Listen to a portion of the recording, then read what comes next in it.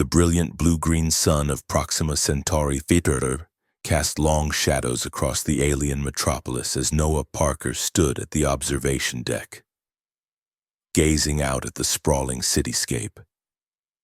Towering spires of crystalline structures reflected the light, creating a kaleidoscope of colors that would have been breathtaking under different circumstances. But Noah's mind was elsewhere, focused on the crisis that had brought him millions of light-years from Earth to this distant world. "Dr. Parker," a melodious voice called from behind him. "The council is ready to see you now." Noah turned to face the speaker, a tall, slender being with iridescent skin that seemed to shimmer with each movement. The Proximan, who had introduced herself as Lyra, was his assigned liaison since his arrival 2 days ago. Despite her ethereal appearance, her eyes, 3 of them, positioned in a triangle on her face, betrayed a deep concern. "Thank you, Lyra," Noah replied, gathering his thoughts. He adjusted his standard-issue Interstellar Medical Corps uniform and followed her through the corridor, his footsteps echoing against the polished floor. The council chamber was a vast circular room with a domed ceiling that displayed a real-time holographic map of the surrounding star systems. 7 Proximans sat in an arc before him, their elongated fingers steepled in what Noah had come to recognize as a gesture of formal greeting. At the center sat Supreme Medical Officer Thalos, whose age was betrayed only by the deeper blue hue of his skin. "Dr. Noah Parker of Earth," Thalos began, his voice a resonant hum that filled the chamber. "We appreciate your prompt response to our distress signal. The situation at Colony Epsilon has deteriorated beyond our expectations." Noah nodded, his expression grave. "I've reviewed the preliminary reports you sent, a pathogen affecting the neural pathways, causing rapid deterioration of the synaptic connections." "Yes," another council member, whom Noah recognized as Dr. Zara, interjected. Unlike Thalos, her tone was clipped, her skepticism barely concealed. "Our most advanced medical technologies have proven ineffective. The colonists continue to deteriorate. Your human medical knowledge is primitive by our standards, but the Interstellar Medical Exchange Treaty obligates us to consult with all member species during unclassified outbreaks." Noah felt a flash of irritation at her dismissive tone, but kept his expression neutral. Earth had joined the Interstellar Alliance only 3 decades ago, a mere infant in cosmic terms compared to the Proximans, whose civilization had been traversing the stars for millennia. "Sometimes, Dr. Zara," Noah replied carefully. "Older methods can offer insights that newer technologies might overlook. I'd like to examine the patients personally before making any assessments." Thalos nodded, his central eye focusing intently on Noah. "A transport vessel awaits to take you to Colony Epsilon. You will have full access to our medical facilities there. Though I must warn you, the situation is dire. The colony's population of 3,000 has been reduced to less than 500 in a matter of weeks." "What about quarantine protocols?" Noah asked, his medical training kicking in. "Implemented immediately upon first detection," Thalos assured him. "The pathogen appears to be contained within the colony. Our preliminary analysis suggests it is not airborne but requires direct contact with infected tissue or bodily fluids." Noah nodded, his mind already racing through possible scenarios and treatments. "I'll need to bring samples of Earth medicinal plants. There's a possibility that compounds unfamiliar to the pathogen might prove effective." Dr. Zara made a sound that Noah interpreted as derisive. "You propose to treat an advanced neurological pathogen with plants? I propose to explore all available options," Noah countered evenly. "The history of Earth medicine is filled with instances where natural compounds provided the basis for effective treatments. Penicillin was discovered from mold, aspirin derived from willow bark. countless cancer treatments originated from plants. I'm not suggesting we abandon your technologies, merely that we supplement them. A moment of silence followed as the council members exchanged glances, communicating in that subtle, non-verbal way that Noah had yet to fully grasp. Very well, Thalos finally said. You may bring your Earth specimens provided they pass our biosecurity protocols. Dr. Zara will accompany you to the colony and act as your liaison with our medical team there. Noah caught the slight stiffening of Dr. Zara's posture, a clear indication of her displeasure at the assignment. This would be an interesting partnership, to say the least. Thank you, Noah said, inclining his head respectfully. I'll prepare immediately. As Noah left the council chamber, following Lyra back to his assigned quarters, he couldn't shake a growing sense of unease. The Proximan medical technology was indeed centuries ahead of Earth's, their ability to manipulate cellular structures at the quantum level, to reprogram genetic code with precision, to heal wounds almost instantaneously with regenerative technology, was nothing short of miraculous by human standards. If they couldn't solve this crisis, what chance did he have? Back in his quarters, Noah activated his communication device, establishing a secure link to the Earth Interstellar Medical Corps headquarters in Geneva. Dr. Elena Reyes, came the response, the holographic image of his supervisor materializing before him. Noah, how was the meeting with the Proximan Council? About as welcoming as expected, Noah replied with a wry smile. They're letting me go to the colony, but I get the distinct impression they're just checking a diplomatic box. Elena's expression grew serious. This is bigger than diplomacy, Noah. The Alliance is watching this situation closely. If the Proximans, with all their advanced medical knowledge, can't contain this outbreak, there are concerns it could spread beyond their territory. I understand, Noah said, running a hand through his dark hair. I'm going to need access to the Corps' botanical database.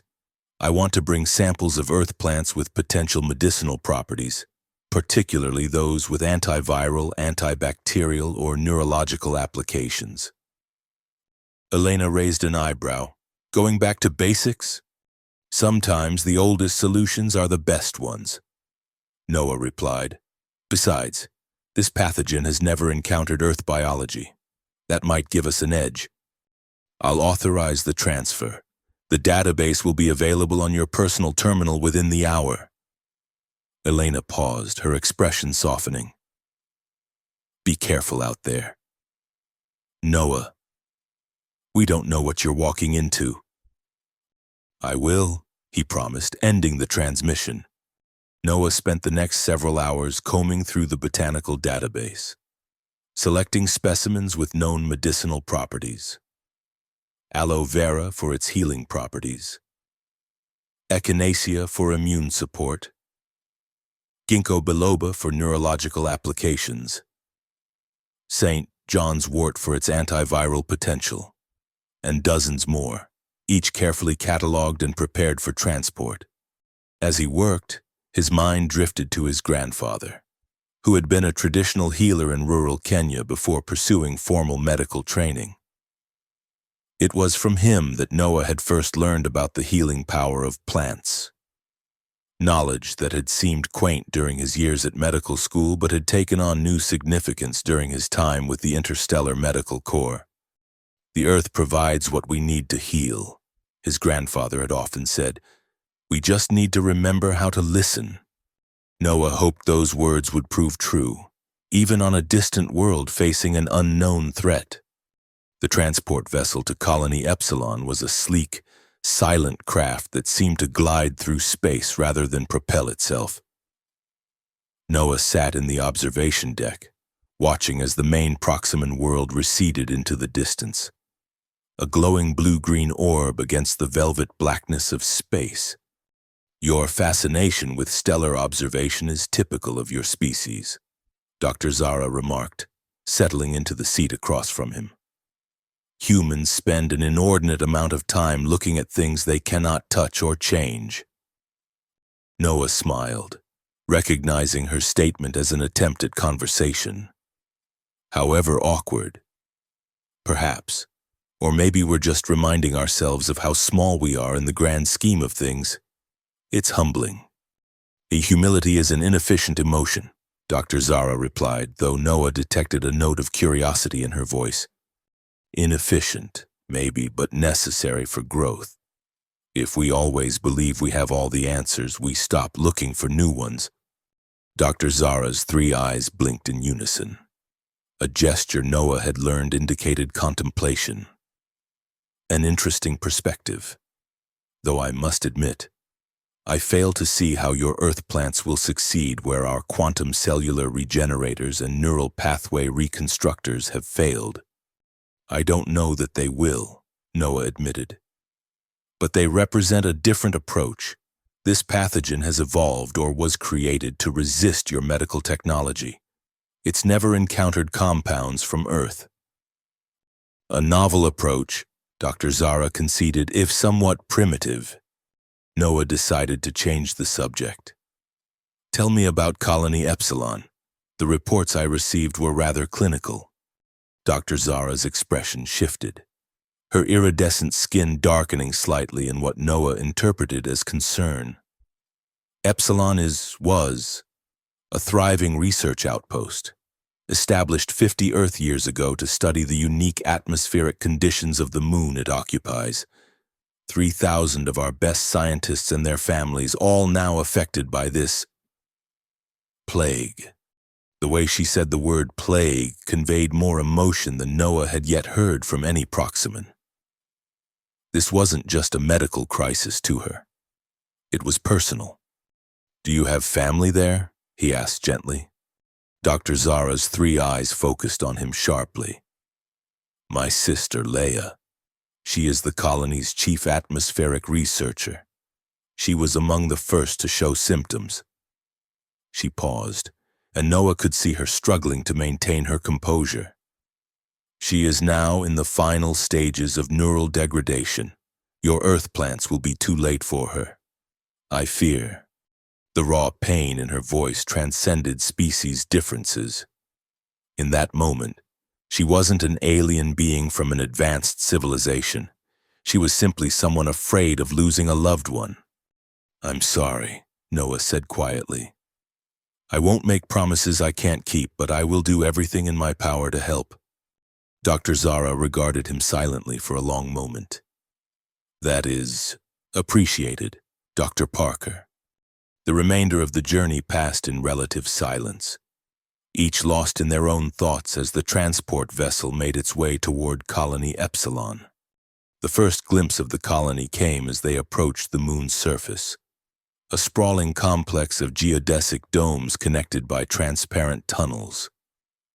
Set against a landscape of rugged, purple-tinged mountains and valleys. Under different circumstances, Noah might have found the view breathtaking. Now, it only filled him with a sense of urgency. The vessel landed on a designated platform, and as the airlock cycled, Noah was struck by the eerie silence. The docking bay, which should have been bustling with activity, was nearly deserted. A small group of Proximans, their skin noticeably paler than those Noah had met on the homeworld, waited to greet them. Medical Officer Thrawn, Dr. Zara said, approaching the lead figure. This is Dr. Noah Parker from Earth. Thrawn inclined his head in acknowledgement, his movements weary. We welcome any assistance, even from unconventional sources. The situation has deteriorated further since our last communication. How many remain uninfected? Dr. Zara asked, her voice tight. Less than 200, Thrawn replied grimly. And of those infected, over half are now in the final stage. We've had to convert the central dome into a hospice facility. Noah stepped forward. I'd like to see the patients immediately, and I'll need a space to set up my equipment and botanical samples. Thrawn's eyes narrowed slightly at the mention of botanical samples, but he nodded. Follow me. We've prepared a laboratory adjacent to the main medical facility. As they moved through the transparent tunnels connecting the domes, Noah could see the colony in more detail. What should have been a vibrant community now felt like a ghost town. The few Proximans they passed moved quickly, heads down, as if afraid to linger too long in any one place. The main medical facility was a stark contrast to the advanced hospital Noah had visited on the Proximan homeworld. Equipment had been hastily repurposed, beds lined the walls, and the air was thick with a sweet, cloying scent that Noah immediately recognized as the smell of disease and decay. Universal across species, it seemed. The patients themselves were in various stages of the illness. Some lay still, their iridescent skin dulled to a flat gray, while others twitched and writhed, making keening sounds that sent shivers down Noah's spine. Medical staff moved among them, applying neural stabilizers and administering treatments that, according to the reports, were merely delaying the inevitable. The pathogen attacks the neural pathways, Thrawn explained as they walked. It begins with mild disorientation and progresses to full cognitive breakdown. In the final stages, the victim loses all motor control and eventually, all brain function ceases. How long from initial infection to the final stage? Noah asked, his medical training kicking in as he observed the patients. Approximately 15 Earth days, Thrawn replied, though the progression seems to be accelerating with each new case. Our latest patients have reached the middle stage in just 6 days. Noah stopped by one bed where a young Proximan lay, her movements jerky and uncoordinated, her 3 eyes focused and unfocused independently, a sign of the neural disruption caused by the pathogen. May I? Noah asked, gesturing toward the patient. Thrawn hesitated, then nodded. This is Mira.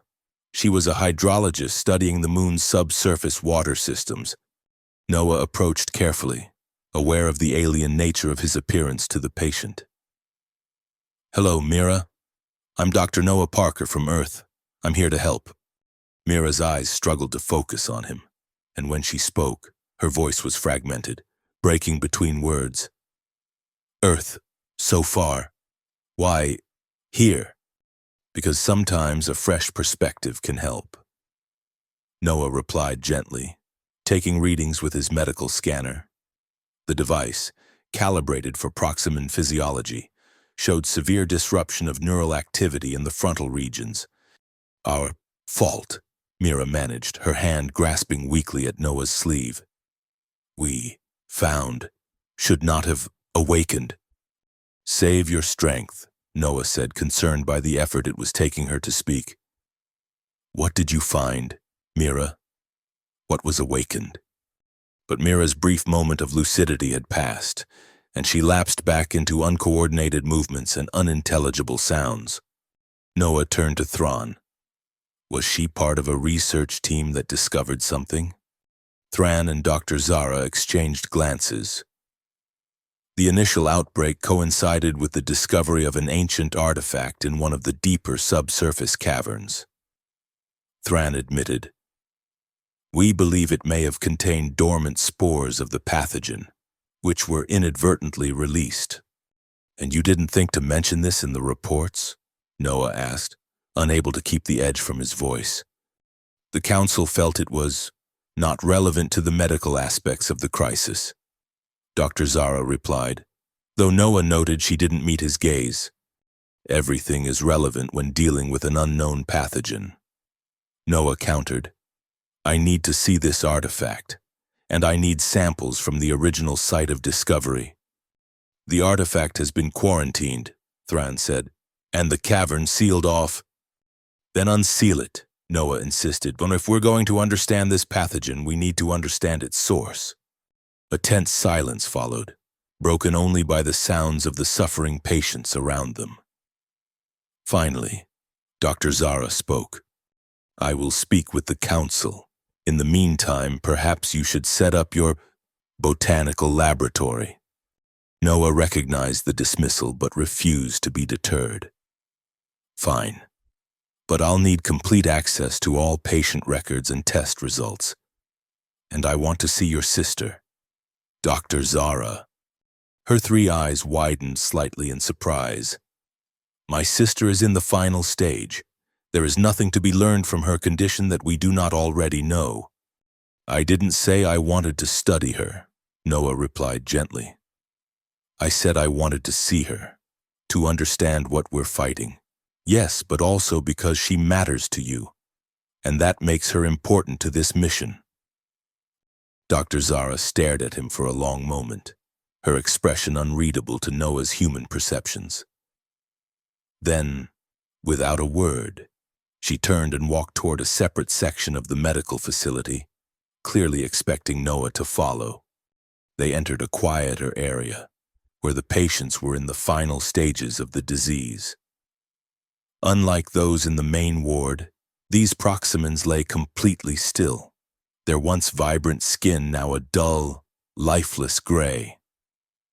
Monitoring devices showed minimal neural activity. Dr. Zara stopped beside one bed, her posture rigid. My sister, Leia. Noah approached slowly, taking in the sight of the Proximan woman. Even in her current state, the family resemblance was clear. The same elegant features, the same slight pattern of darker pigmentation across the forehead. Unlike the other patients, Leia's bed was surrounded by personal items, holographic images of what Noah assumed were friends and family. Small artifacts that might have held sentimental value. She was brilliant, Dr. Zara said quietly. The youngest ever to be appointed chief researcher. She discovered the atmospheric anomaly that led to the founding of this colony. A pause. She was also kind, in a way that many of our people find inefficient. Noah recognized the echo of their earlier conversation. Kindness is never inefficient, he said softly. Not really. He studied Leia's readings, noting the almost complete cessation of neural activity. According to everything he knew about Proximan physiology, she was beyond saving.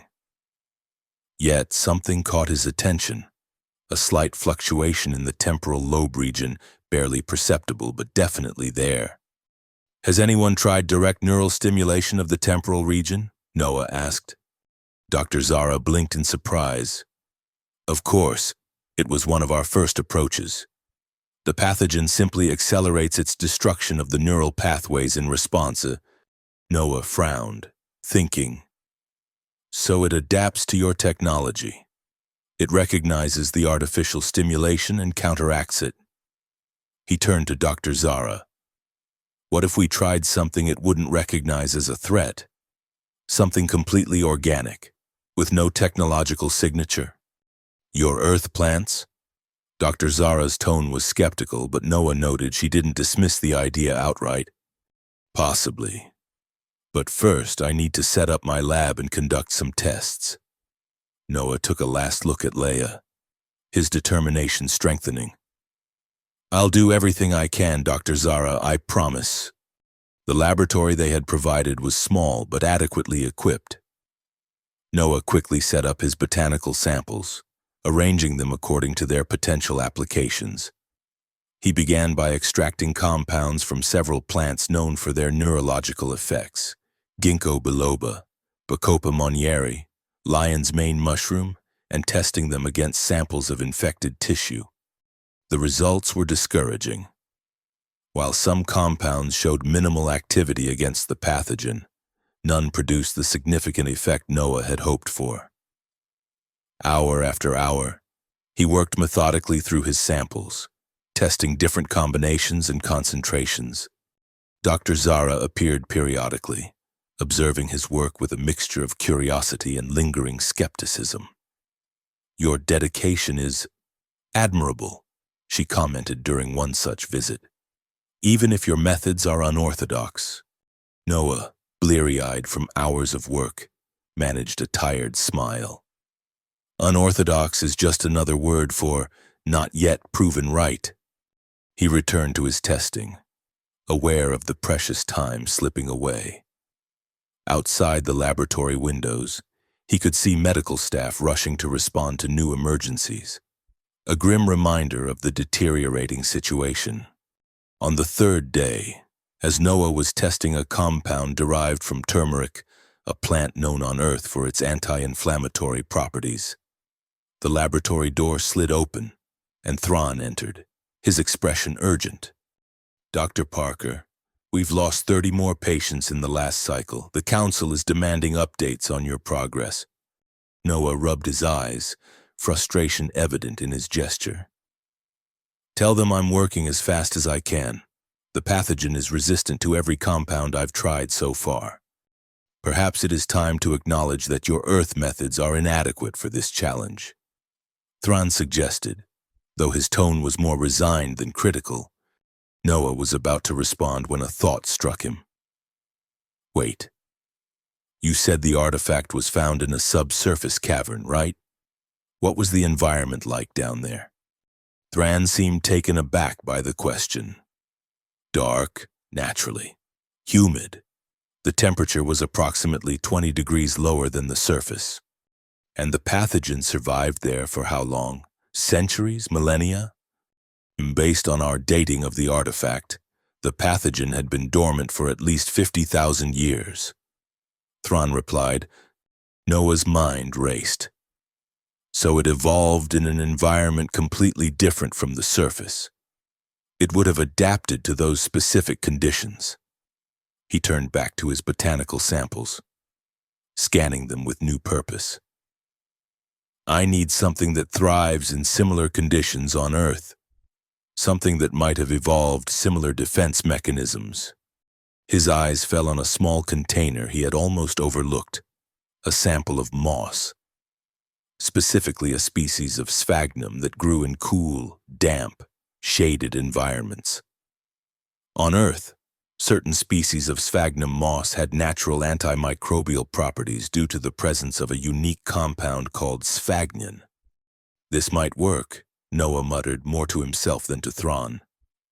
He quickly prepared an extract from the moss, his movements precise despite his exhaustion. When the extract was ready, Noah tested it against a sample of infected tissue. Under the microscope, he watched as the pathogen's activity slowed significantly, not a complete halt, but a definite inhibition.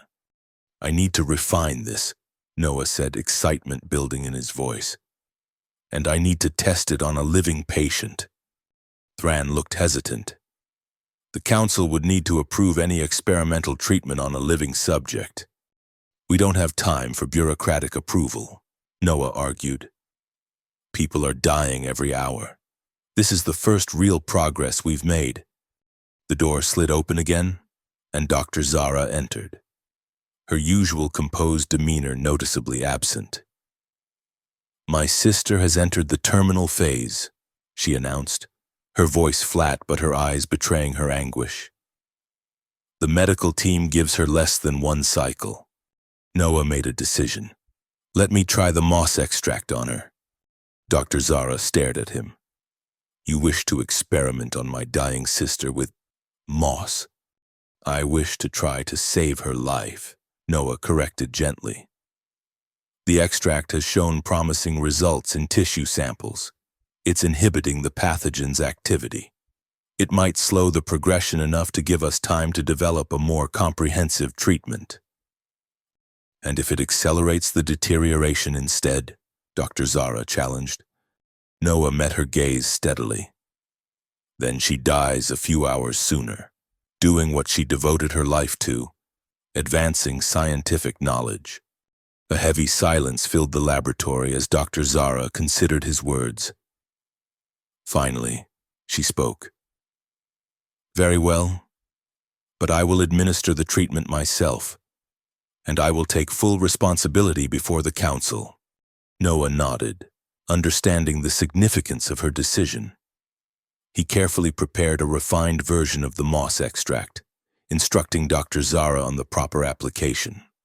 It needs to be applied directly to the neural access points, he explained, referring to the areas on a Proximan's scalp where the three main neural pathways converged, roughly analogous to the human brain's key functional regions. Together, they returned to Leia's bedside.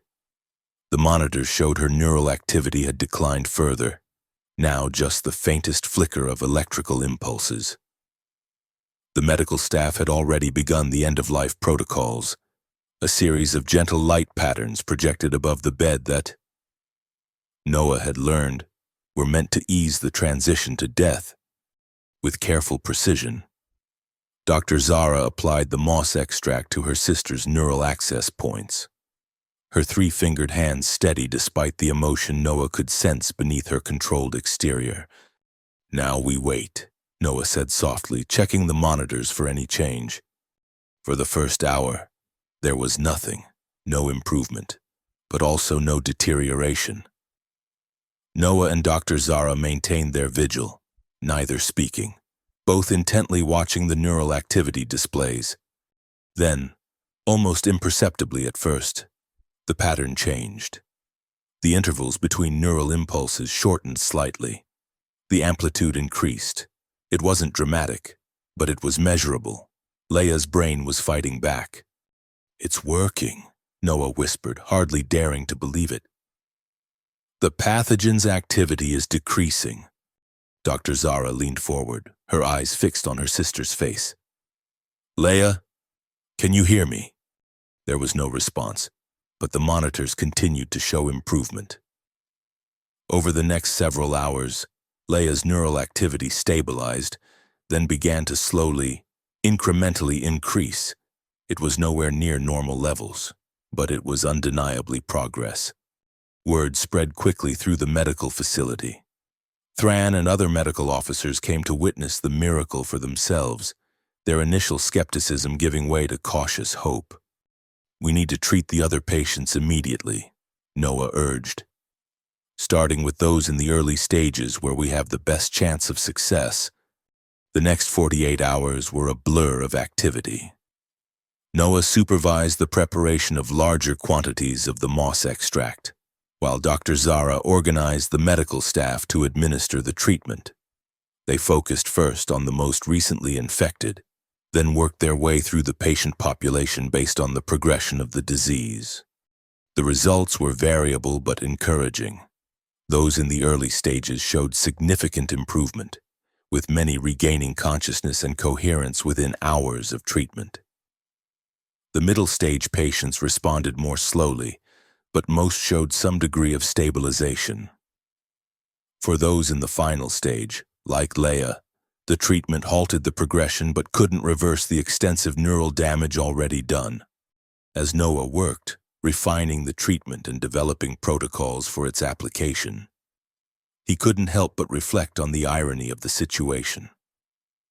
The Proximans, with their quantum cellular regenerators and neural pathway reconstructors, had been defeated by a primitive pathogen that had lain dormant for 50,000 years. And now, that same pathogen was being fought with an equally primitive earth moss that had existed, largely unchanged, for millions of years. On the 5th day since the first treatment, as Noah was preparing yet another batch of the moss extract, now enhanced with compounds from other earth plants to improve its efficacy, Dr. Zara entered the laboratory. Her posture, which had been rigid with stress for days, seemed slightly more relaxed.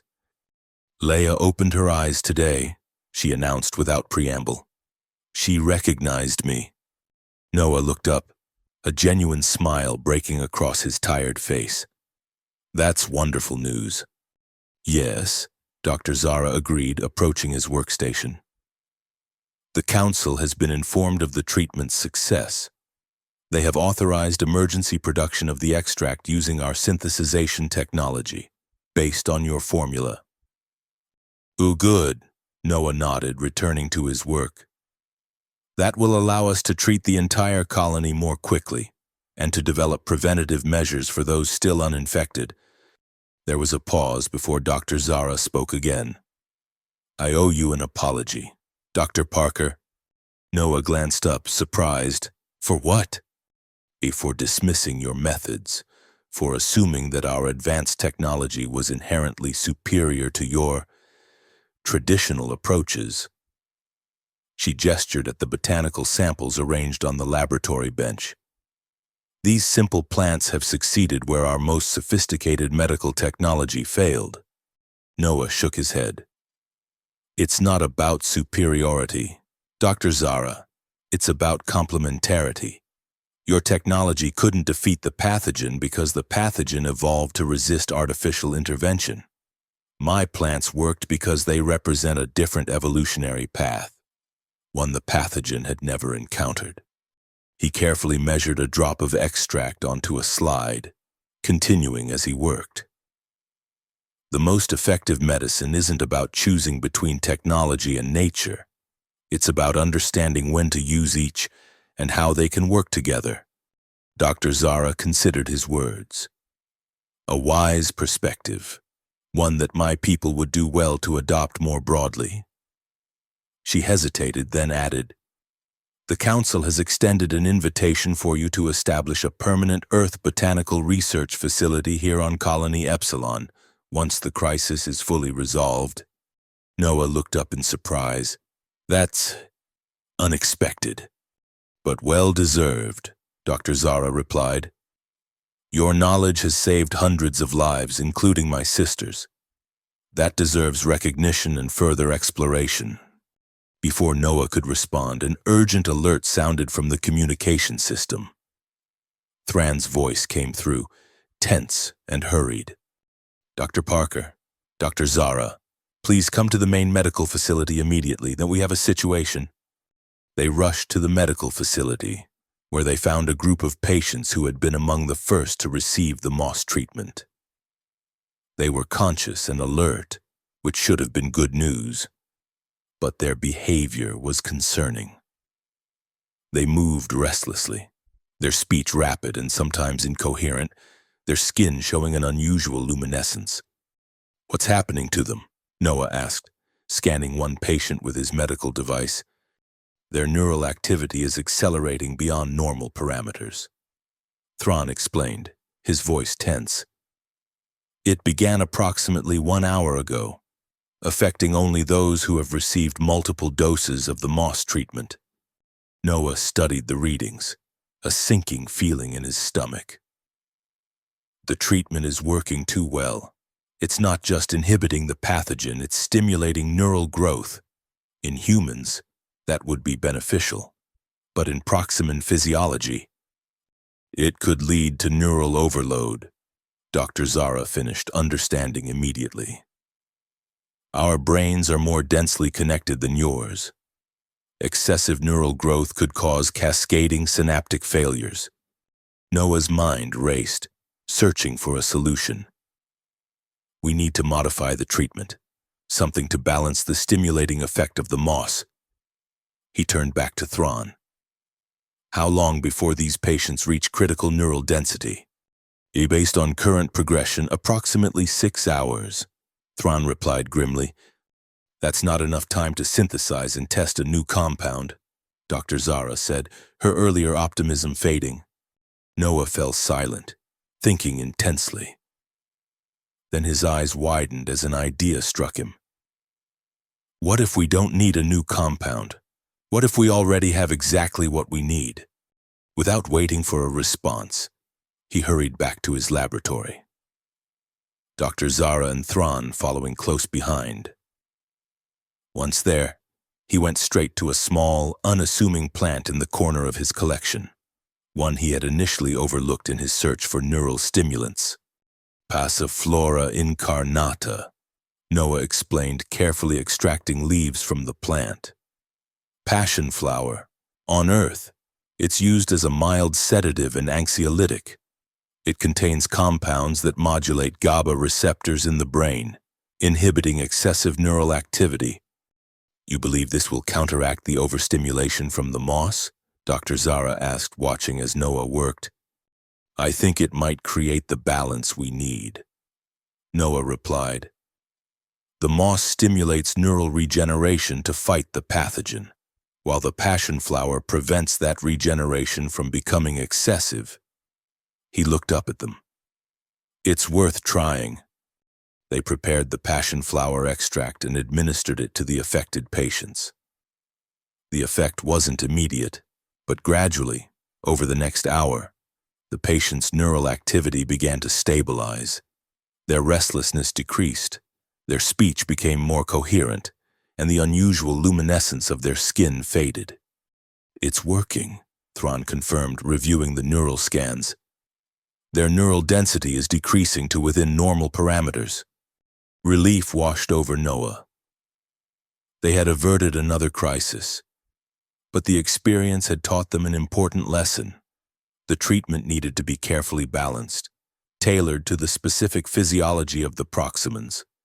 Over the next several days, Noah worked with the Proximan medical team to refine the treatment, creating a balanced formula that combined the antimicrobial properties of the moss with the neural moderating effects of the passion flower. They developed protocols for different stages of the disease, adjusting the dosages based on the patient's condition and response. The colony began to recover. Those who had been in the early stages of infection returned to full health. Those in the middle stages showed significant improvement, though some required ongoing treatment. Even those who had been in the final stage, like Leia, made remarkable progress, though many would need long-term rehabilitation to regain full neural function. 2 weeks after Noah had first administered the moss treatment to Leia, he stood in her room, watching as she sat up in bed, engaging in a coherent conversation with her sister. Her movements were still somewhat uncoordinated, and she tired easily. But the improvement was undeniable. "Dr. Parker," Leia called, noticing him in the doorway. "Please join us." Noah entered, smiling. "It's good to see you doing so well." "Thanks to you," Leia replied. Her voice was stronger now, though still bearing traces of the neural damage she had suffered. "Zara tells me you used earth plants to cure us. Plants that have existed on your world for millions of years." Noah nodded. "Sometimes the oldest remedies are the most effective. They've had time to evolve complex compounds that our synthesized medicines can't replicate. A lesson my people needed to learn," Leia said thoughtfully. "We have become so enamored with our technology that we forgot the wisdom of natural systems." She gestured to the window, where the alien landscape stretched to the horizon. "This world has its own plants, its own natural compounds. Perhaps they hold medicines we have yet to discover." "That's one of the reasons I'm staying," Noah replied. "To help establish a botanical research facility here, to explore the medicinal potential of both earth plants and those native to this world." Dr. Zara, who had been quietly listening, spoke up. "The council has formally approved the facility. Construction will begin once the colony has fully recovered. They are also recommending similar facilities on other Proximan worlds and colonies." Noah felt a sense of satisfaction at this news. What had begun as a desperate mission to contain an outbreak had evolved into something much more significant. A bridge between two approaches to medicine, two ways of understanding the universe. As if reading his thoughts, Leia added, "This crisis has taught us that there is value in diversity, not just of species, but of knowledge and approaches. The universe is too vast, too complex, for any one civilization to have all the answers." Noah nodded in agreement. "My grandfather used to say that the earth provides what we need to heal. We just need to remember how to listen. I think that's true for all worlds, all species. We just need to listen in the right way." The conversation was interrupted by the arrival of Thrawn, who entered with a data tablet. "Dr. Parker, the latest results from the treatment protocols. We've now achieved a 97% recovery rate among the infected population." "Excellent news," Noah replied, taking the tablet and reviewing the data. And the preventative measures for the uninfected? 100% effective so far. Thrawn reported, no new cases in 5 days. Dr. Zara placed a hand on her sister's shoulder, a gesture of affection that Noah had rarely seen among the usually reserved Proximans. The Council has officially declared the crisis contained. They are planning a formal recognition ceremony for you. Dr. Parker. Noah felt slightly uncomfortable at the prospect. That's not necessary. I was just doing my job. Nonetheless, Thrawn insisted, your contribution deserves acknowledgement. You have not only saved this colony but potentially revolutionized our approach to medicine. Later that evening, as Noah stood at the observation deck of the medical facility, looking out at the alien landscape bathed in the light of the gas giant that the moon orbited, he reflected on the journey that had brought him here. When he had first arrived, the colony had been on the brink of extinction. The Proximan doctors had been skeptical of his methods, and he himself had harbored doubts about his ability to make a difference. Now, the colony was healing. The Proximans were beginning to incorporate Earth's botanical knowledge into their advanced medical technology. And Noah had found a new purpose, bridging the gap between the ancient wisdom of Earth and the futuristic science of an alien civilization. As if summoned by his thoughts, Dr. Zara appeared beside him. They stood in companionable silence for a moment, watching as the colony's lights came on one by one, signs of life returning to what had nearly become a ghost town. The first patients from the final stage have been released from medical care today. Dr. Zara finally said, Leia among them. She insists on returning to her research, though I've told her she should rest longer. Noah smiled. Sounds like she's recovering her spirit as well as her body. Yes, Dr. Zara agreed. She wants to join your botanical research team. She believes her knowledge of atmospheric conditions could help identify optimal growing environments for your Earth plants. I'd be honored to have her, Noah replied sincerely. Another silence fell between them, comfortable this time. Then Dr. Zara spoke again, her voice softer than usual. When I was assigned to accompany you to the colony, I viewed it as a diplomatic formality. I did not believe your primitive Earth medicine could offer anything of value. She turned to face him directly. I have never been more grateful to be proven wrong. Noah met her gaze. The best scientists are those willing to admit when they're wrong. It means they're still learning. Indeed, Dr. Zara agreed. And we have much to learn from each other, it seems. She extended her hand in the human gesture of handshake that she must have studied. I look forward to our continued collaboration. Dr. Noah Parker. Noah took her hand, feeling the slight difference in the texture of her skin, the extra joint in her fingers, reminders of their different evolutionary paths that had, against all odds, converged in this moment of mutual understanding. So do I, Dr. Zara, he replied. So do I, as they stood there, a human and a Proximan united in purpose. Noah thought about the moss and passion flower that had saved the colony, simple plants from Earth that had proven more effective than the most advanced alien technology. It was a powerful reminder that sometimes the oldest solutions were indeed the best ones. Sometimes all it took to heal the most complex wounds was a leaf from a distant world, applied with care and understanding. The colony would recover. The research facility would be built. And perhaps in time, the knowledge gained here would spread throughout the galaxy, a testament to what could be achieved when ancient wisdom and futuristic technology worked together in harmony.